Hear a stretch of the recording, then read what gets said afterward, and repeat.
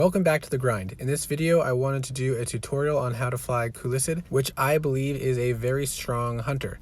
He does take a fair amount of skill to fly exceedingly well, but even without mastering some of these skills, he's still a fun and reasonable hunter to use against appropriate tiers.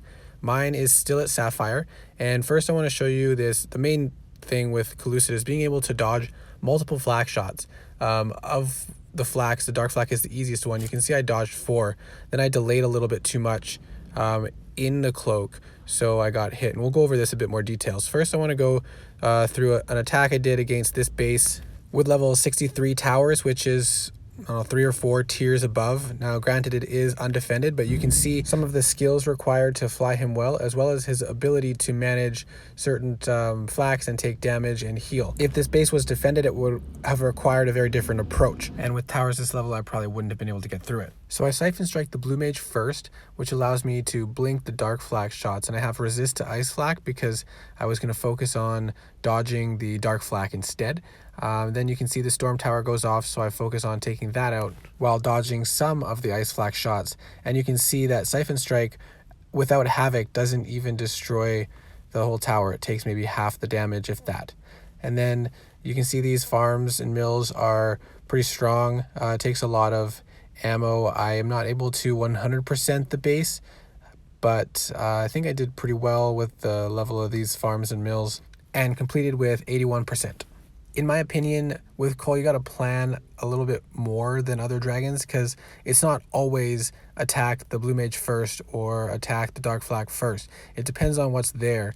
For this one, it's a back blue, so taking that out first, I can still easily dodge all the initial shots, and then I will have ice flak resist because I'm going to focus on dodging the dark flak and work on taking out the fire flak first. So you can see with Havoc use, I'm able to destroy the blue with Siphon Strike and the fire flak with a bar of ammo before dodging all the initial flak shots. And then with the blue mage down, I'm able to dodge 3 dark flak shots while tanking several shots from the ice turret with the resist on, and then ultimately healing back up to full health.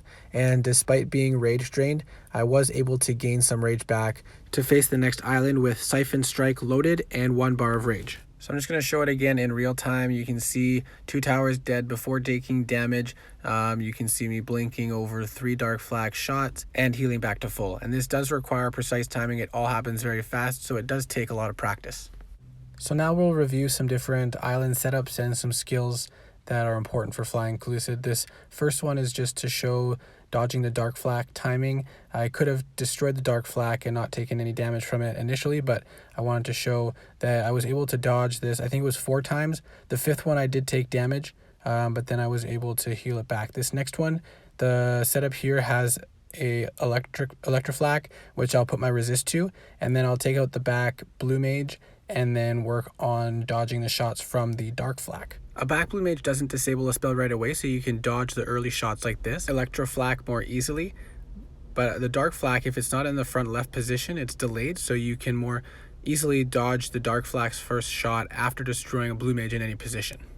These next few clips require the ability to blink, which is one of the harder hunter's skills. You need to blink right before the front mage disables the cloak, but not too soon, because you want the flaks to fire and waste their shot. This allows you to take out a critical tower with Siphon Strike other than the blue, because like a storm tower or ice flak can really screw up your ability to progress through an island. I'm not always successful, but I use the marker as soon as the dragon stops turning is where I blink, and I used Siphon Strike on the ice flak and then just used ammo on the blue mage and continued using ammo on the blue mage after blinking, and I was able to destroy the tower in time to dodge the second shot of the dark flak. Now this is a similar concept where you blink the blue and then use ammo to destroy it, and you can see how much time I had to unload ammo into the blue. And then I cloaked early, how much extra time I had before the dark flak actually shot. So when I came out of cloak, I was hit by the dark flak shot.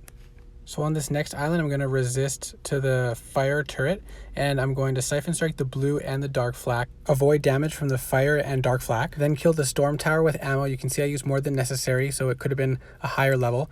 I dodged the fire flak 3 times and then destroyed it with Siphon Strike. And finally, you can hit 2 towers in the back of the island with Siphon Strike at the same time, depending on the setup, as long as one of them is a flak tower. I am not sure if you can do that with a mage in the middle. I have been unsuccessful because the mage blocks the shot, but if you happen to be successful with that, I would love to hear about it and see some videos. Most island setups don't allow for this, but should you come across it, it may be a useful trick to have in your repertoire. So I hope this video was helpful. I hope it showed you that Kullecid is still a very valuable dragon to have. However, it will require some practice and skill to make him as effective as he can be. So I hope this helps you succeed with Kullecid, and I'll see you in the next video.